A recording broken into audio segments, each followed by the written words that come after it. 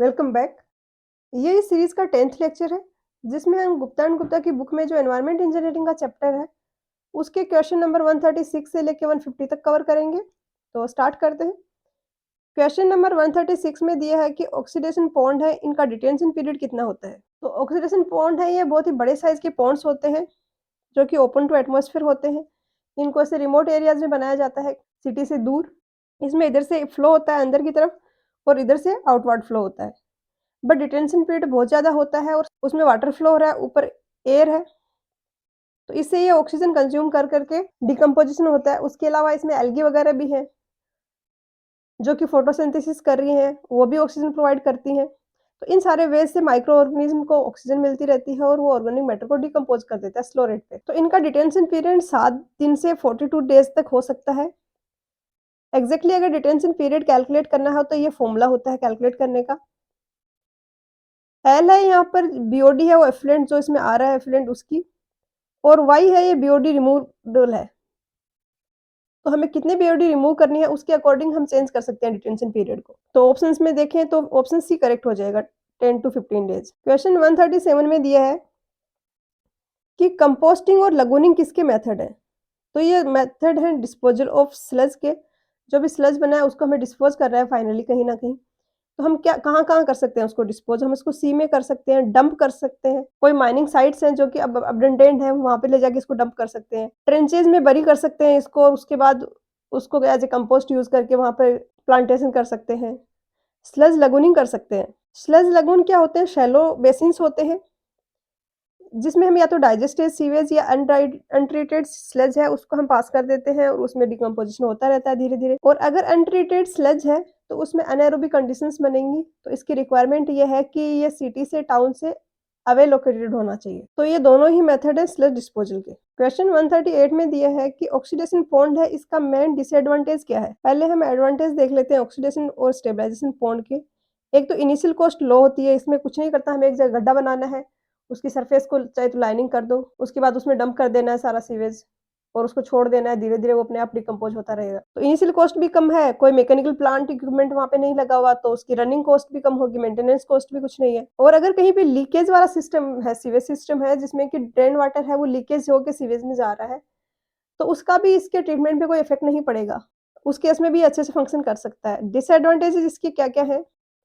एक तो है कि एक्सटेंसिव लार्ज एरिया चाहिए, तो कोई बड़ी सिटीज़ है वहाँ पर हम इसको नहीं लोकेट कर सकते। दूसरा है कि अगर इंडस्ट्रियल वेस्ट आ रहा है तो ये उसको डिकम्पोज़ अच्छे से नहीं कर पाता। और थर्ड है कि ओपन टू एटमॉस्फेयर है तो इसमें मॉस्किटो वगैरह की ब्रीडिंग होगी और बैड ओडर्स होंगी क्योंकि नीचे का जो एरिया है वहाँ पर एनारोबिक डिकम्पोज़िशन भी होता है। तो इसके कारण इसको काफ़ी अवे लोकेट करना पड़ता है और आस-पास के एरियाज़ में इश्यू होता है लोगों को। अब हम ऑप्शंस देखते हैं। फर्स्ट में दिया है कि लार्ज एरिया रिक्वायर्ड होगा। सेकंड में दिया है कि maintenance and operation cost high होगी, तो सेकंड गलत हो गया। सी में दिया है BOD removal is very low, BOD तो इसमें रिमूवल ठीक-ठाक हो जाता है, बट एरिया लार्ज चाहिए, तो ए है ये डिसएडवांटेज हो गया, तो ये आंसर हो जाएगा। क्वेश्चन 139 में पूछा है कि स्लज डाइजेशन जो यूनिट है उसमें पीएच रेंज क्या होना चाहिए। तो क्या होता है कि ये हमारा स्लज डाइजेशन यूनिट है, इसमें 2 टाइप के बैक्टीरिया एक्ट कर रहे होते हैं, एक तो एसिड फॉर्मर, एक मीथेन फॉर्मर होते हैं। तो जो भी इसमें सीवेज आता है, एसिड फॉर्मर्स हैं उस सीवेज को एसिड और अल्कोहल में कन्वर्ट कर देते हैं। एसिड और अल्कोहल है एज ए फूड एक्ट करते हैं मीथेन फॉर्मर्स के लिए, और मीथेन फॉर्मर्स अल्टीमेटली इसको फाइनल डिकम्पोजिशन करा के CH4 और CO2 में कन्वर्ट कर देते हैं। Acid farmer bacteria highly competitive है। अगर हम इनका फूड सप्लाई की रेट बढ़ा दें तो ये उसको कंज्यूम करने की रेट भी बढ़ा देंगे। तो अगर डिस्चार्ज बढ़ गया है तो ये और ज़्यादा फूड कंज्यूम करने लग जाएंगे और जल्दी-जल्दी एसिड्स बना देंगे, acid and alcohol. Methane farmer है, ये इतना कॉम्पिटिटिव नहीं है, ये अपनी रेट से चलता है। डिस्चार्ज बढ़ाने से इसकी फूड कंज्यूम करने की कैपेसिटी है वो नहीं बढ़ती है। तो अब क्या होगा, एसिड है वो धीरे-धीरे इकट्ठा होने लग जाएगा। अब एक और प्रॉब्लम है मीथेन फॉर्मर के साथ में कि एक तो ये कॉम्पिटिटिव नहीं है, फूड बढ़ाने से ये अपने कंज्यूम करने की कैपेसिटी नहीं बढ़ाता है। दूसरा ये है कि एक लिमिटेड पीएच रेंज में ही काम करता है। ये पीएच रेंज 6.5 टू 7.5 या 8 तक ले सकते हैं, इस रेंज में ये एक्ट करता है। अगर पीएच की वैल्यू इससे ज़्यादा हो गई या कम हो गई तो ये काम करना बंद कर देता है। फिर फुली डिकम्पोज़ नहीं हो पाता सीवेज, एसिड और अल्कोहल ही बन के रह गए। फाइनल जो बनना था प्रोडक्ट मीथेन और कार्बन डाइऑक्साइड वो तो बना ही नहीं। और एसिड फॉर्मर के कॉम्पिटिटिव होने के कारण हमें इश्यू का क्या आता है कि मीथेन तो अपनी रेट से काम कर रहा है, एसिड फॉर्मर है, इसने काफ़ी क्विकली एसिड्स और एल्कोहल बना दिए। इसने क्या किया, एसिड्स की कंसंट्रेशन बढ़ा दी, एसिड की कंसंट्रेशन बढ़ने से पीएच की वैल्यू डिक्रीज हो गई। अब पीएच की वैल्यू डिक्रीज होने के कारण क्या हुआ, मीथेन फॉर्मर्स और अपना काम करना कम कर देंगे, 6.5 से कम पीएच हो जाएगी, तो ये मीथेन और कार्बन डाइऑक्साइड बनाएंगे ही नहीं। तो ये स्लज डाइजेशन यूनिट है, ये प्रॉपरली काम करे। और स्लज डाइजेशन यूनिट से हमारा मेन कंसर्न है मीथेन फॉर्मर, उनको चाहिए ये रेंज, एसिड फॉर्मर को कोई फर्क नहीं पड़ता। और अगर इस रेंज से वेरी करती है, अगर डिक्रीज हो रही है, तो हमें एक्स्ट्रा उसमें बेसिस वगैरह ऐड करके उसको कंपनसेट करना पड़ता है। तो पीएच रेंज है 6.5 टू 8 हो जाएगा, ऑप्शन बी। क्वेश्चन 140 में पूछा है कि स्लज वॉल्यूम इंडेक्स क्या है। तो स्लज वॉल्यूम इंडेक्स क्या होता है, हम 1 लीटर सीवेज लेते हैं और उसको 30 मिनट्स तक सेटल कराते हैं। 1 लीटर सीवेज लेके उसको 30 मिनट्स तक सेटल कराया। अब जो भी यहाँ पर इकट्ठा हुआ नीचे सेटल्ड सॉलिड्स, इनको हम मेजर करते हैं। इनका वॉल्यूम डिवाइडेड बाय सीवेज में जो कंसंट्रेशन क्या था सॉलिड्स का, वो ये होता है स्लज वॉल्यूम इंडेक्स। तो जो डिपॉजिट हो रहा है वो क्या है, स्लज बोलते हैं हम उसको, जो सेटल हो रहा है सीवेज में से। तो ये हो जाएगा percentage of sludge by percentage of suspended solids, क्योंकि एक्सटी क्या है, ये सस्पेंडेड सॉलिड्स है, उनका परसेंटेज है, कंसंट्रेशन है, और वीएस है ये स्लज का परसेंटेज है। सस्पेंडेड सॉलिड्स का यहाँ पर क्यों ले रहे हैं, क्योंकि सस्पेंडेड ही तो यहाँ पे सेटल कर रहे हैं, तो उसी में देख रहे हैं हम कितने सस्पेंडेड हैं तो कितने सेटल हो रहे हैं। तो ए हो जाएगा आंसर। ये लेते हैं मिलीलीटर पर लीटर में और कंसंट्रेशन होती है मिलीग्राम पर लीटर में। कंसंट्रेशन को हमें मिलीग्राम की जगह अगर ग्राम में कन्वर्ट करना है तो ऊपर 1000 से मल्टीप्लाई कर देते हैं, क्योंकि मिलीग्राम है तो 1000 से डिवाइड किया इसको ग्राम में कन्वर्ट करने के लिए, तो ये आ गया। क्वेश्चन 141 में पूछा है कि कोई नॉर्मल स्लज है, उसमें इंडियन कंडीशंस के लिए स्लज इंडेक्स क्या होगी। तो इसका आंसर की मैं आंसर ऑप्शन सी दिया है, बट इसका करेक्ट आंसर होगा ऑप्शन बी। रेफरेंस के लिए मैंने यहाँ पर ये बुक का पेज ऐड किया है। बुक है ये सीवेज डिस्पोजल बाय एस के गर्ग, पेज नंबर है 363। और यहाँ पर ये एसवीआई स्लज वॉल्यूम इंडेक्स को डिफाइन किया है, इसी को स्लज इंडेक्स भी बोलते हैं। और लिखा है कि यूजुअली अडोप्टेड इसकी रेंज होती है वो 50 टू 150 होती है, और ये इंडिकेट करता है कि गुड सेटलिंग स्लज है। तो यहाँ पर इसका आंसर होगा ऑप्शन बी 50 टू 150।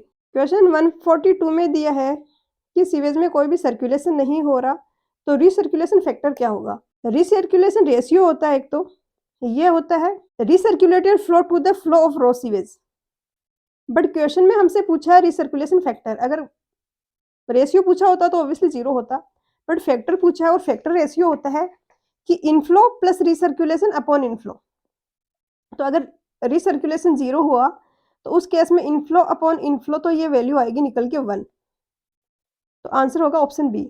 अब किसी को ये डाउट हो सकता है कि हमने पहले तो सेटल करवाया स्लज को, फिर रिसर्कुलेट करके वापस से सिस्टम के अंदर क्यों लेके आ रहे हैं। तो इसका रीजन ये है कि जो स्लज सेटल हुआ है सेकेंडरी सेडिमेंटेशन टैंक में, उसमें लिविंग माइक्रो ऑर्गेनिज्म है, तो उनको अगर हम वापस से अपने प्रोसेस में लेके आते हैं तो वो ऑर्गेनिक मैटर है उसको डिकम्पोज करने में हेल्प करेंगे, क्विकली होगा। अगर हम इसको रिसर्कुलेट नहीं कराते हैं तो जो रॉ सीवेज आ रहा है उसमें जो माइक्रो ऑर्गेनिज्म है वो बहुत कम क्वांटिटी में है, तो उनको अपना नंबर मल्टीप्लाई करने में टाइम लगेगा और उसके बाद वो डिकम्पोजिशन कर पाएंगे। तो एक्टिव स्लज उस स्लज को बोलते हैं जिसमें कि लिविंग ऑर्गेनिज्म है। तो लिविंग माइक्रो ऑर्गेनिज्म जो सिस्टम में आ रहे हैं वो लार्ज नंबर में है, वो और जल्दी अपना नंबर बढ़ा लेंगे और जल्दी जल्दी फूड कंज्यूम कर लेंगे, ऑर्गेनिक मैटर फिनिश कर देंगे, जो कि हमारी रिक्वायरमेंट है। क्वेश्चन 143 में दिया है कि सेम सॉलिड कंटेंट पे अगर 98% मॉइस्चर कंटेंट पे सीवेज की क्वांटिटी x है, तो 96% मॉइस्चर कंटेंट पे सीवेज की क्वांटिटी क्या होगी। तो एक तो बुक में जो फॉर्मूला दिया है आप उससे कर सकते हो, बट मुझे वो फॉर्मूला याद रखने के बजाय दूसरे सिंपल मेथड से करना ज़्यादा ईजी लगता है, क्योंकि वैसे भी बहुत ज़्यादा फॉर्मूले हैं याद रखने के लिए। अब क्वेश्चन में दिया 98% मॉइस्चर कंटेंट है, मतलब वाटर है वो 98 है, सॉलिड्स है वो 2 है और टोटल वॉल्यूम है 100।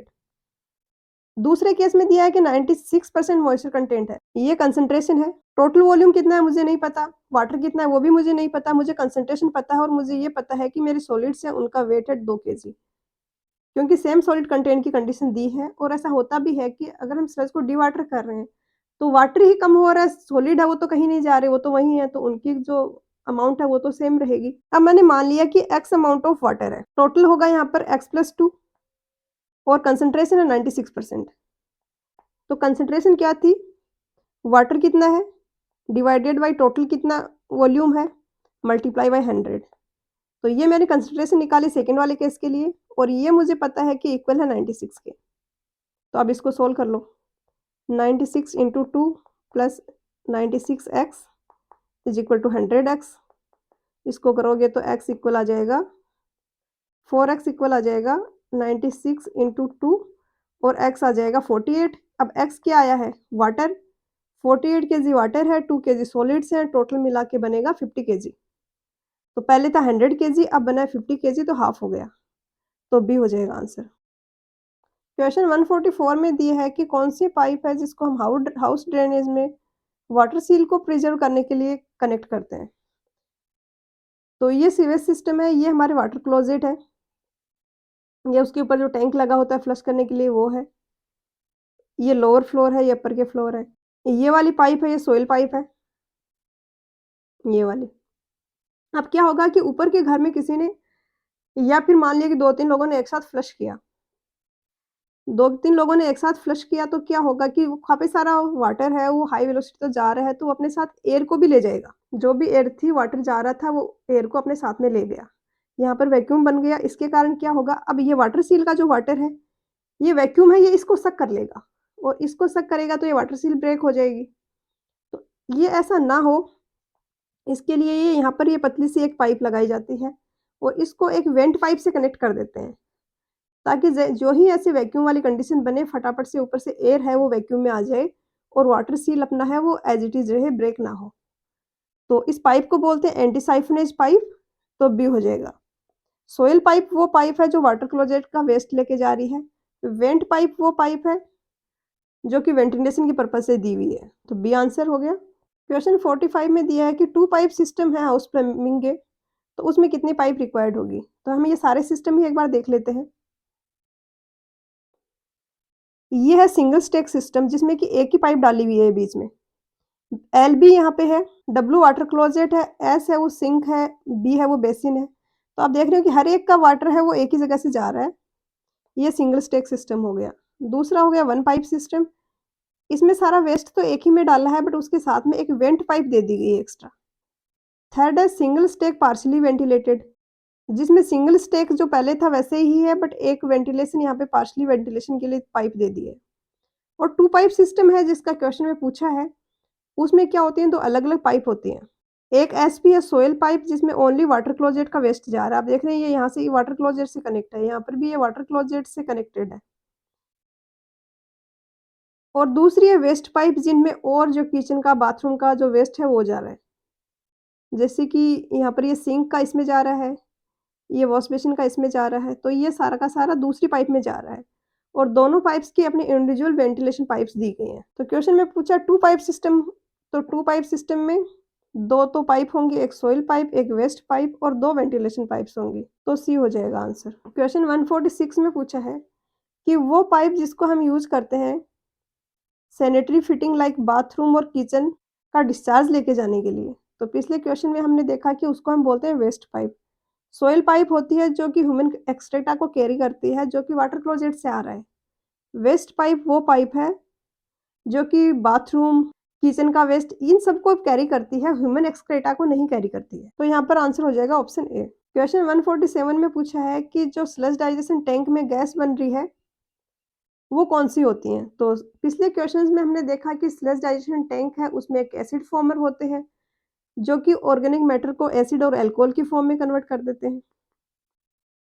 एक मीथेन फॉर्मर होते हैं जो इन एसिड और अल्कोहल के साथ रिएक्ट करके CH4 और CO2 बनाते हैं। मीथेन और कार्बन डाइऑक्साइड, जिसमें मीथेन का परसेंटेज होता है 65% के अराउंड और कार्बन डाइऑक्साइड होती है 30%। तो मेनली कंपोज्ड होगा मीथेन। तो ऑप्शन डी हो जाएगा आंसर। क्वेश्चन 148 में दिया है कि सीवेज में मोस्टली बैक्टीरिया कौन से नेचर के होते हैं।